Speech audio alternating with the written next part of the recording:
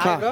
Hello hi so bro. ఈరోజు పవన్ కళ్యాణ్ గారు NTR trust కి 50 లక్షలు దానం ఇవ్వడం జరిగింది. అవునవును. సో ఇంతకు ముందు కొంతమంది టీడీపీ వాళ్ళే మాకు డిప్యూటీ సీఎం వద్దని కొంతమంది అపోజ్ చేశారు. అవును. సో అలాంటివి పట్టించుకోకుండా హెల్ప్ చేసిన వ్యక్తి పవన్ కళ్యాణ్ గారు. సో అవును. ఆయన గొప్పదనం గురించి మీరు ఏం చెప్తారు? పవన్ కళ్యాణ్ గారి గొప్పతనం గురించి ఒక్క మాటలో చెప్పలేం ఎవరు. ఒక్క మాటలో పవన్ కళ్యాణ్ గారి గురించి చెప్పడం కష్టం.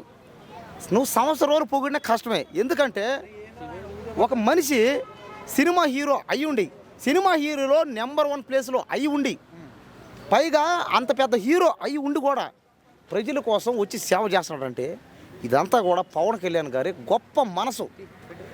ఇది అందరికీ రాదు. ఇది ఆయన ఒక్కడ మాత్రం చేయగలుగుతాడు ఇది. కాబట్టి పవన్ కళ్యాణ్ గురించి ఇంక నుంచి అందరూ నెగిటివ్గా మాట్లాడడం మానేయండి. పని పాట లేని ఎదవలందరూ వచ్చి ఆయన మీద రకరకాలుగా మాట్లాడుతున్నారు. ఆయన ఇంకేదో పదవి కోసం ఆశించి, ఇంకేదో ప్రతిఫలం కోసం ఆశించి చేస్తున్నాడని కొంతమంది అపోజిషన్లో రకరకాలుగా మాట్లాడుతున్నారు. కుక్కల కంటే దారుణంగా వాగుతున్నారు.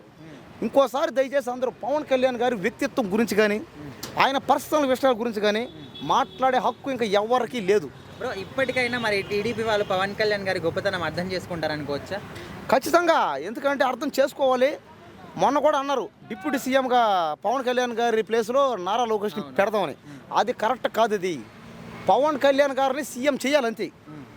ప్రజల నిర్ణయం కన్ఫర్మ్ అయితే ప్రజలందరూ పొరపాటున మీరు నారా లోకేష్ని డిప్యూటీ సీఎం చేస్తే ఖచ్చితంగా పవన్ కళ్యాణ్ గారిని సీఎం చేయాల్సిందే. చూడండి, ఎవరిస్తారండి? ఎవరిస్తారు చెప్పండి?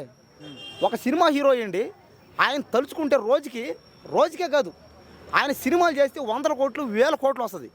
కానీ అవన్నీ వదిలేసి పేదవాళ్ళ కోసం, మనలాంటి పేదవాళ్ళ కోసం నిరంతరం పని చేయడం, కష్టపడడం, ఇది పవన్ కళ్యాణ్ గారి గొప్ప మనసు ఇది.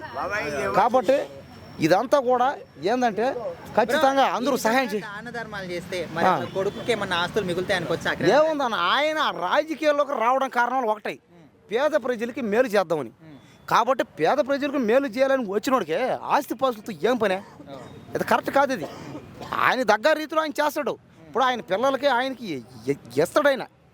ఆయన దగ్గర మేలు, ఆయన దగ్గర సాయం చేస్తాడు.